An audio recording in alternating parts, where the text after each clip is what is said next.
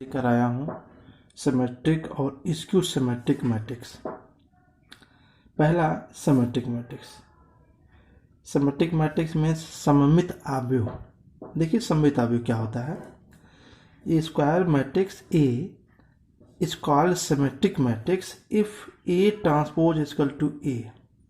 It means अगर किसी matrix का ट्रांसपोज निकाला जाए और उस मैट्रिक्स पर कोई इफेक्ट ना पड़े, मतलब वही मैट्रिक्स हमको फिर मिल रहा है, तो ऐसे मैट्रिक्स हम लोग कहते हैं सिमेट्रिक मैट्रिक्स। अगर मैं एग्जाम्पल की बात करूं,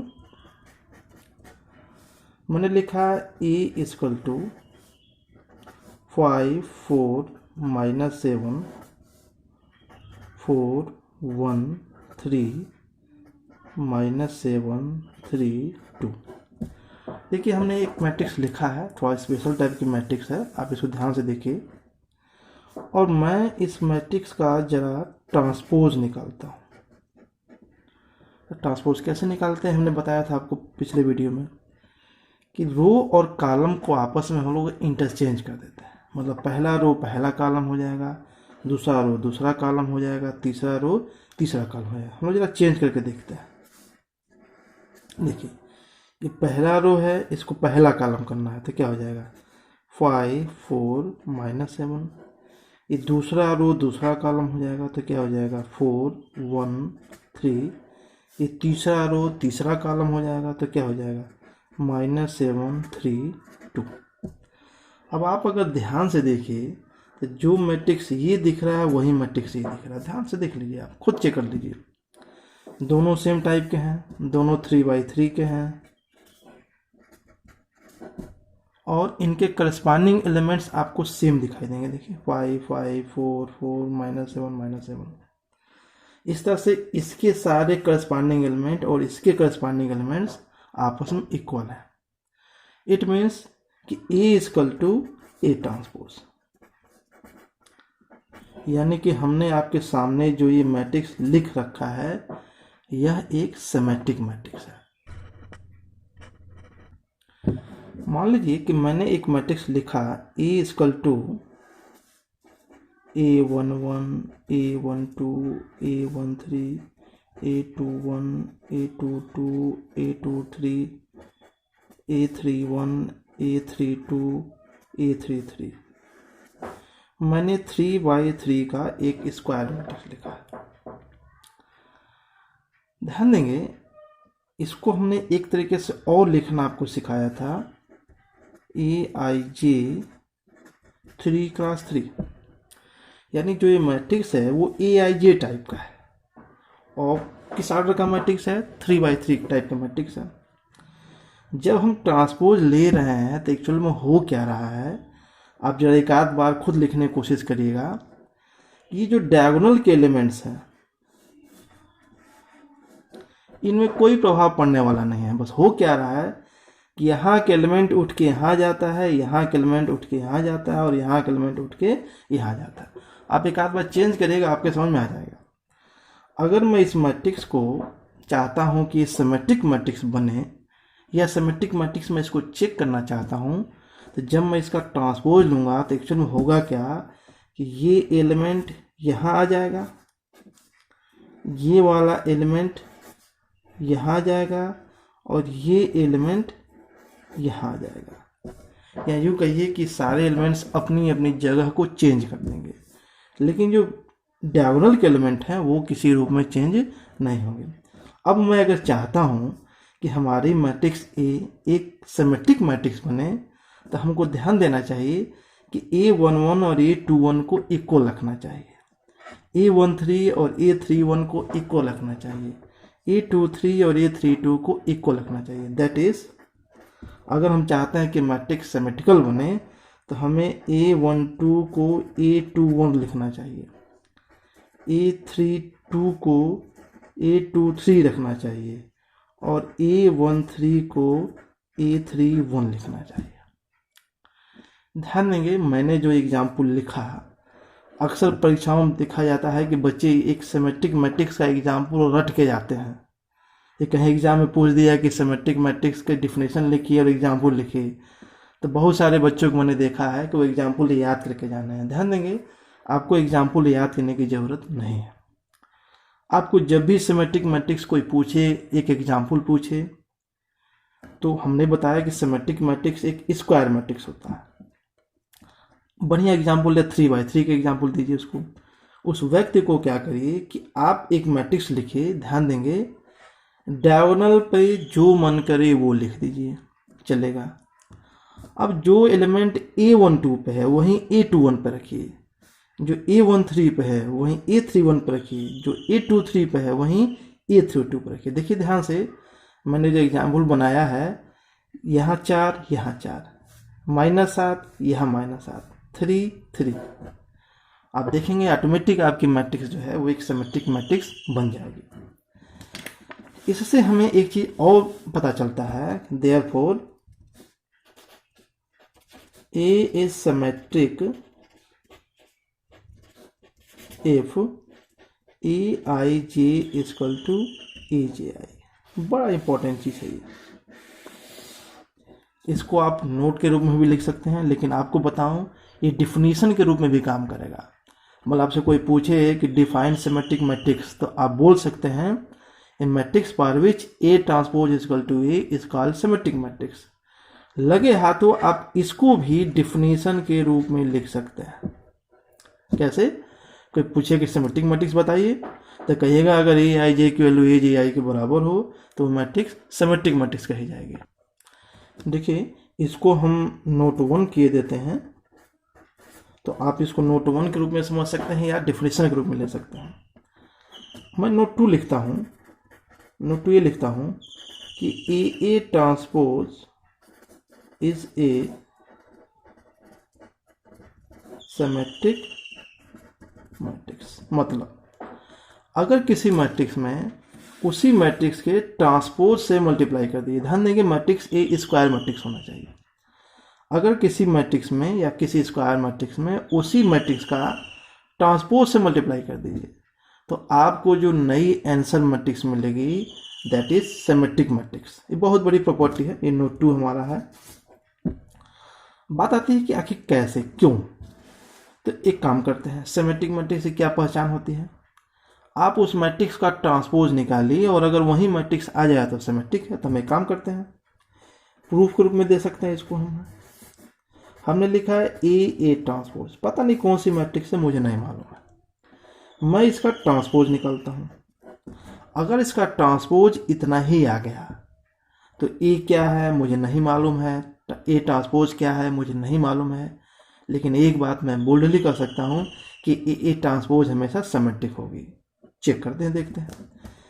मैंने आपको रिवर्सल रूल बताया था, याद करिए, कि AB का ट्रांसपोज क्या बताया था, B ट्रांसपोज और A ट्रांसपोज। इसका ट्रांसपोज कैसे निकाल लेंगे, B पहले हो जाएगा, तो A के ट्रांसपोज का ट्रांसपोज और A ट्रांसपोज। इस रूल से हमने काम कर दिया। अब आपको बताया था कि ट्रांसपोज का ट्रांसपोज क्या होता है, खुद वही मैट्रिक्स होता है। आपको बताया था कि A ट्रांसपोज का ट्रांसपोज क्या होता है, A होता है। तो मैं यहाँ क्या लिख दूंगा, A लिख दूंगा, ये आ गया आपका A ट्रांसपोज। अब खुद देखिए, मैट्रिक्स था A ट्रांसपोज, आपने इस मैट्रिक्स का ट्रांसपोज लिया और आंसर क्या आ गया, वही मैट्रिक्स आ गया। इसका क्या मतलब हुआ, इसका मतलब हुआ कि A ट्रांसपोज हमेशा एक सिमेट्रिक मैट्रिक्स होगी। देखिए एक प्रैक्टिकल करिए घर जाके, आप क्लास के बाद कोई भी स्क्वायर मैट्रिक्स ले लीजिएगा, वो सिमेट्रिक होगा इसकी गारंटी नहीं है। उस मैट्रिक्स में उसका ट्रांसपोज से मल्टीप्लाई कर दीजिएगा और उसके बाद जो आंसर आएगा उसको चेक करिएगा, उसका ट्रांसपोज निकालिएगा, हमेशा वो A के बराबर आएगा या उसी मैट्रिक्स के इक्वल आ जाएगा। दैट मीन्स वो जो मैट्रिक्स आप पाएंगे वो एक सिमेट्रिक मैट्रिक्स। नोट 3 में क्या कह रहा हूँ, sum of two symmetric matrix is symmetric.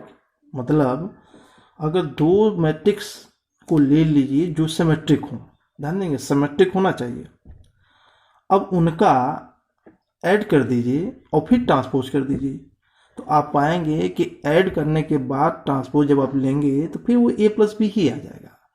It means A+B हमेशा सिमेट्रिक मैट्रिक होगा। प्रूफ मैं कर दूं इसका, A+B का ट्रांसपोज कितना होगा, A transpose plus B transpose. अब ए और बी कैसा मैट्रिक्स है? ए और बी सिमेट्रिक मैट्रिक्स है। इसका मतलब ए ट्रांसपोज ए होगा और बी ट्रांसपोज बी होगा। तो ए ट्रांसपोज कितना? यहाँ ए और यहाँ बी। क्या देख रहे हैं आप? ए प्लस बी का ट्रांसपोज ए प्लस बी आ गया। It means A plus B कैसा मैट्रिक्स होगा? सिमेट्रिक मैट्रिक्स होगा। नोट 4 में मैंने क्या लिखा है? Positive integral power of a symmetric matrix is also symmetric. देखिए ये नोट कॉम्पिटिटिव एग्जाम के लिए बड़ा इंपॉर्टेंट होता है, समझिए इसको। मैं कह रहा हूं कि अगर ए कोई मैट्रिक्स है जो सिमेट्रिक मैट्रिक्स है, that is if A is symmetric, this imply, देखिए positive integral power of symmetric matrix is also symmetric. मतलब अगर आप ए का स्क्वायर कर दें, ए का क्यूब कर दें, ए का पावर 4 कर दें, ए का पावर 5 कर दें, जितने मैट्रिक्स आप ये बनाएंगे वो सभी मैट्रिक्स जो होंगी वो सिमेट्रिक होंगे। कंपटीशन के एग्जाम में क्या किया जाता है कि आपको एक सिमेट्रिक मैट्रिक्स दे दिया जाता है, कहा जाता है कि ए का पावर 4 बताइए क्या है। आपसे पूछा जाएगा कि ए का पावर 4 क्या है। जो बच्चे इस नोट्स को नहीं जानेंगे उनके लिए बस एकमात्र ऑप्शन ये है कि वो ए का पावर 4 यानी ए को 4 बार मल्टीप्लाई करेंगे तब जान पाएंगे कि सिमेट्रिक है कि नहीं। लेकिन आप अगर इस नोट को जानते हैं तो आप देख के बता देंगे कि सिमेट्रिक मैट्रिक्स है, इसलिए इस पर चाहे 4 पावर करें चाहे 5 पावर करें और सारी मैट्रिक्स क्या आएगी? सिमेट्रिक मैट्रिक्स आएगी। देखिए आगे मैंने लिखा है skew symmetric matrix. Skew symmetric matrix क्या होता है? विषम सममिताभ्य, जिसे कहते हैं विषम सममिताभ्य। ध्यान दीजिएगा, A matrix A is called skew symmetric if A transpose equal to minus A. Symmetric में क्या था? A transpose equal to A. यहाँ क्या है? A transpose equal to minus A. पहले मैं एक एग्जाम्पल की बात करूँ। ए की वैल्यू मैं लिखूँ 0, 5, 6 -5, 0 -2 -6 2 0। और मैं इसका ट्रांसपोज जरा निकालने की कोशिश करता हूँ। तो ट्रांसपोज कैसे निकलेगा? पहले रो को पहला कॉलम, दूसरे रो को दूसरा कॉलम, तीसरे रो को तीसरा कॉलम। चेंज कर लीजिए 0, 5, 6 -5 0 -2 -6 2 और 0। मैंने आपको बताया था एक आध वीडियो पहले कि अगर किसी मैट्रिक्स में किसी नंबर से मल्टीप्लाई करना हो, किसी रियल नंबर से मल्टीप्लाई करना हो, तो उस रियल नंबर का पूरे मैट्रिक्स में मल्टीप्लाई करना पड़ता है। अब अगर उसका उल्टा सोचा जाए, अगर किसी मैट्रिक्स से कोई नंबर कॉमन लेना हो तो कॉमन कहाँ से होगा? उस मैट्रिक्स के हर एलिमेंट से कॉमन होगा। तो मैं क्या करता हूँ, इस पूरे मैट्रिक्स से -1 कॉमन करता हूँ। तो कॉमन करिए तो कितना होगा? देखिए 0, 5, 6 -5 0 -2 -6 2 0। ध्यान से देखिए कौन सी मैट्रिक्स है? ये मैट्रिक्स ए है। ध्यान दीजिए, माइनस पहले से है। क्या देख रहे हैं? देख रहे हैं आप therefore A transpose equal to -A. इसका मतलब कि हमने जो मैट्रिक्स यहाँ लिख रखा है वह मैट्रिक्स एक स्क्यू सिमेट्रिक मैट्रिक्स हो गई। डिफिनीशन क्या है? अगर उस मैट्रिक्स का ट्रांसपोज निकालने वो -a के बराबर आ जाए स्क्यू सिमेट्रिक, और a के बराबर आ जाए तो सिमेट्रिक। अब जरा आप अपने एग्जाम्पल को ध्यान से देखिए। देखिए प्रिंसिपल डायगोनल पर मैंने 0 0 0 लिखा है, हर जगह लिखा है। यहाँ 5 लिखा है तो यहाँ -5 लिखा है। यहाँ 6 लिखा है तो यहाँ -6 लिखा है। यहाँ -2 लिखा है तो यहाँ 2 लिखा है। एक खास पैटर्न पे लिखने पर मैट्रिक्स स्क्यू सिमेट्रिक अपने आप हो जाती है। अब आपको एग्जाम में एग्जाम्पल मत रटिएगा। अगर पूछा जाए कि स्क्यू सिमेट्रिक मैट्रिक्स का एग्जाम्पल दीजिए तो बड़ा आसान है। 3x3 का एक मैट्रिक्स बना लीजिएगा, ज़्यादा आसान है बनाना। जो प्रिंसिपल डायगोनल है उसमें हर जगह 0 भर दीजिएगा। ठीक। इस पोजीशन पे अगर आप 2 भरिएगा तो यहाँ -2 भरिएगा, यहाँ -3 भरिएगा तो यहाँ 3 भरिएगा, यहाँ अगर 5 भरिएगा तो यहाँ -5 भरिएगा।